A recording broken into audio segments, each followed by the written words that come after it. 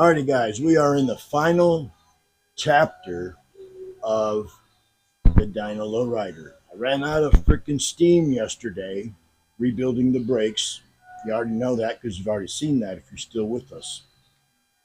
Now what I'm going to do is I got the axle and the brake caliper on there and the spacers and everything all lined up. I didn't film that because normally there's an awful lot of cussing and swearing that goes on with that, but somehow everything just slid right in there. I'm very happy with that.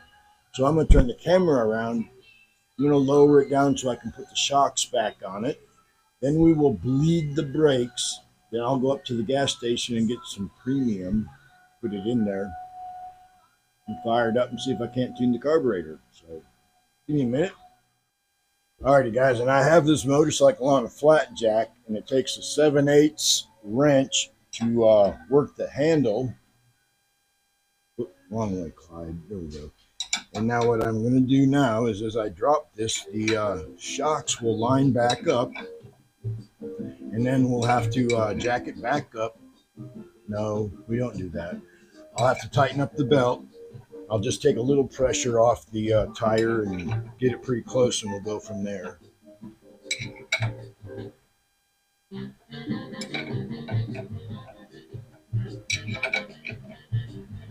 Oh man, I forgot to turn the iPod off again.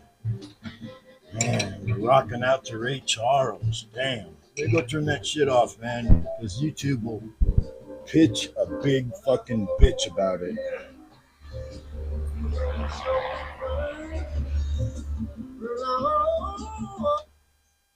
And that's a good dang song right there.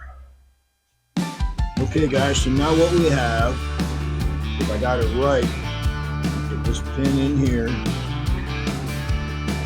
put the spacer in right behind it, and then we go like that. All right, what do you think about that, Shadow? That's good, huh?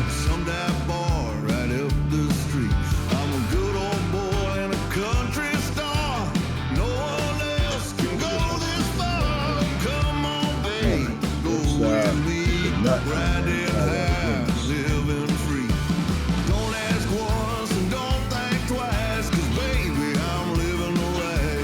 And the nut on that is a 3/4 inch nut.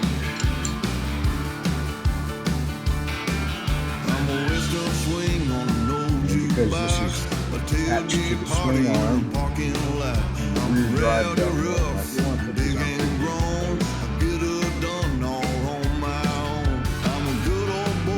I'm not moving the camera, but I'm doing the exact same thing over here. Slide this in, line it up with that.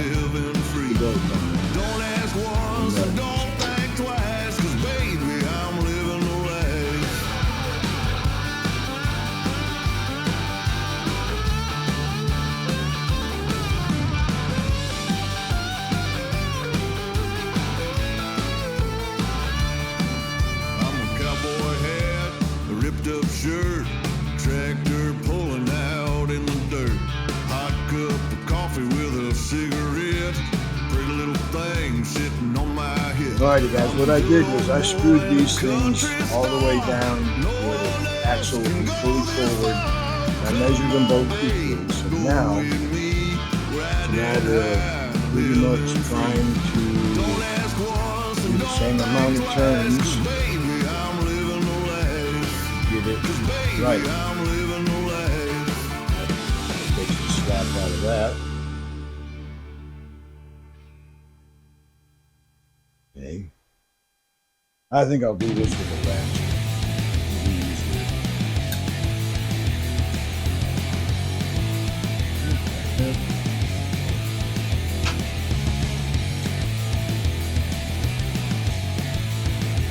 Right, so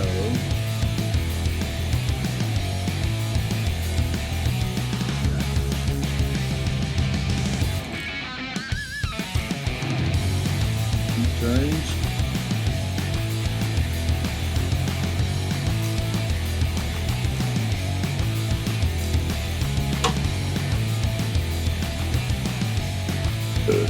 turns.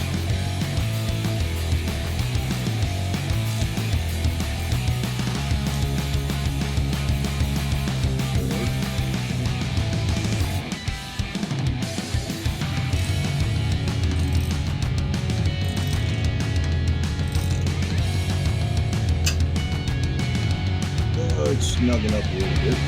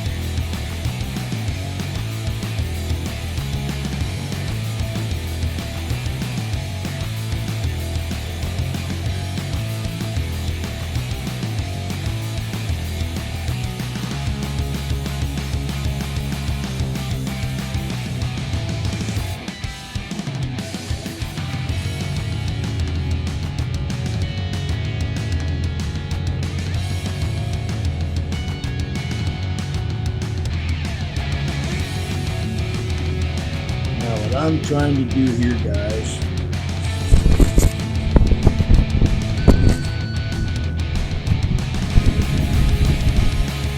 I'm trying to get an eyeball on this.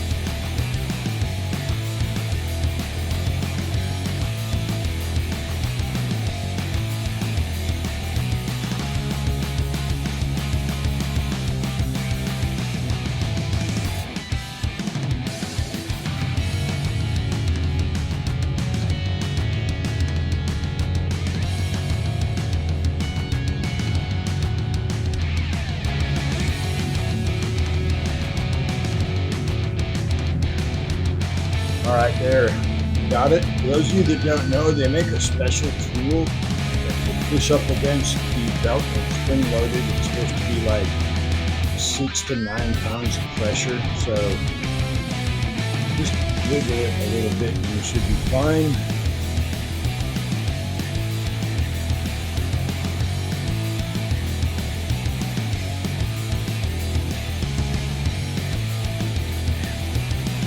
Alright, I'm going to open the doors back up and then we will bleed the brakes. What do you think, Shadow? You ready for me to open the door? Yeah? I know you're ready for it. You're ready for it. Cow ears. Cow ears, guys. Love them. Love them.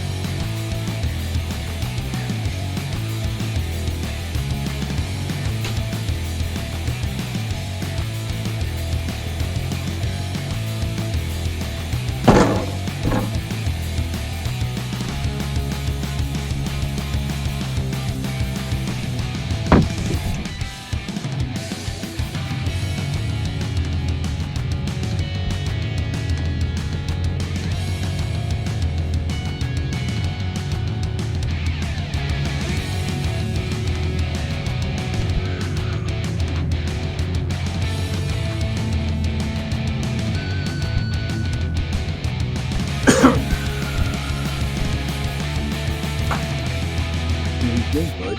You're done. Are you happy I'm done? I'm going to get it off the lift. camping now, go hiking and do fun stuff. Yeah. Alrighty guys, I'm done with this. Sorry you didn't get to see me bleed the brakes. I couldn't get my vacuum pump to vacuum up because, wait for this, right? Of course the O-ring on the cap is missing. So I had to do it the old-fashioned way. And basically what you do is you put a 3/8 wrench on your bleeder screw, you fill the master cylinder up with brake fluid, and you start pumping it. And be very careful because you're liable to, it'll blow freaking brake fluid everywhere because of the air bubbles. And sometimes it acts like it doesn't want to pump up, and the air bubbles are stuck, and you just sit there and give it karate chops, right? And it vibrates the little bubbles, and they'll start coming up, and then it'll burp, and you're making progress. And something else you can do, once you get it pumped up, you can smack the caliper with a rubber mallet. Do not use anything other than a rubber or a rawhide mallet.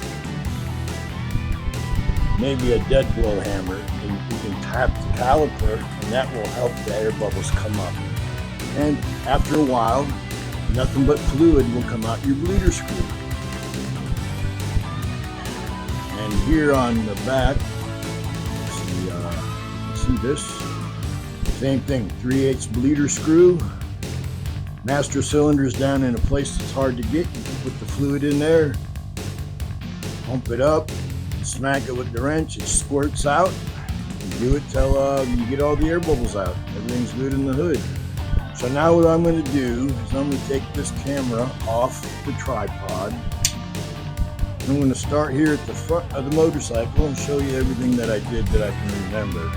It's been here so long. Okay, put a brand new tire on there because the old one was dry rotted.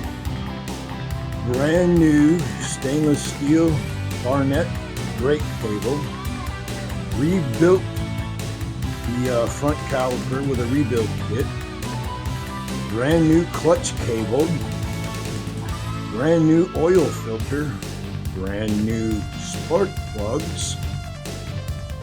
Brand new 10W30 synthetic oil in the primary with new gaskets. Said new spark plugs, right? And I did put the spark plug Vaseline stuff on there. This here is a clear fuel line with a stainless steel coil spring on it. And I did the same kind of thing here on that.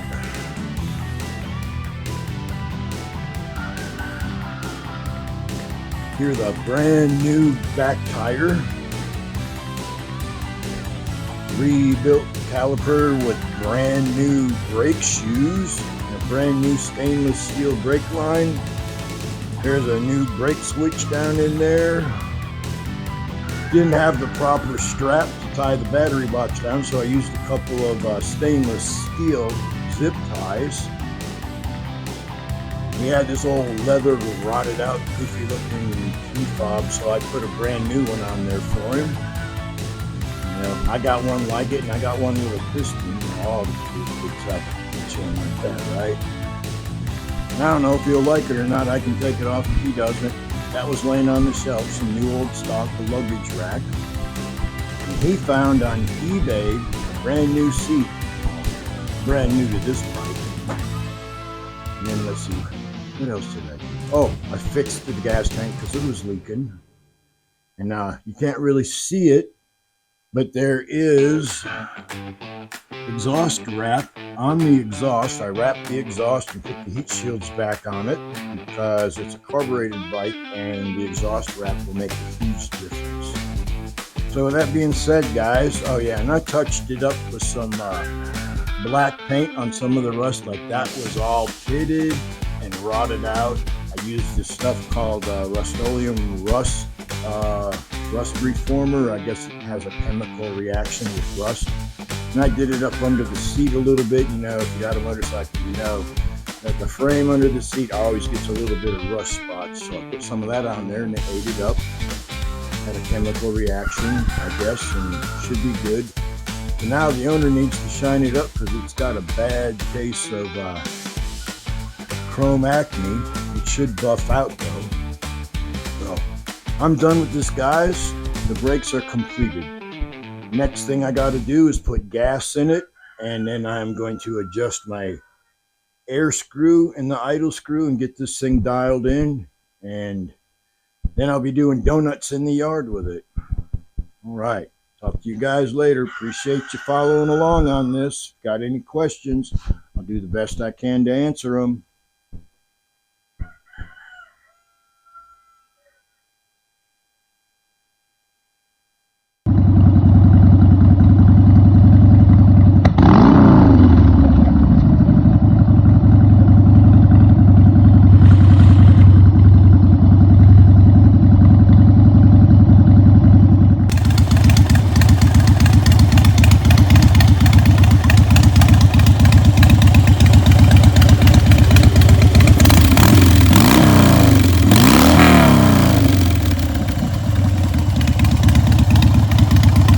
Sounds pretty good to me.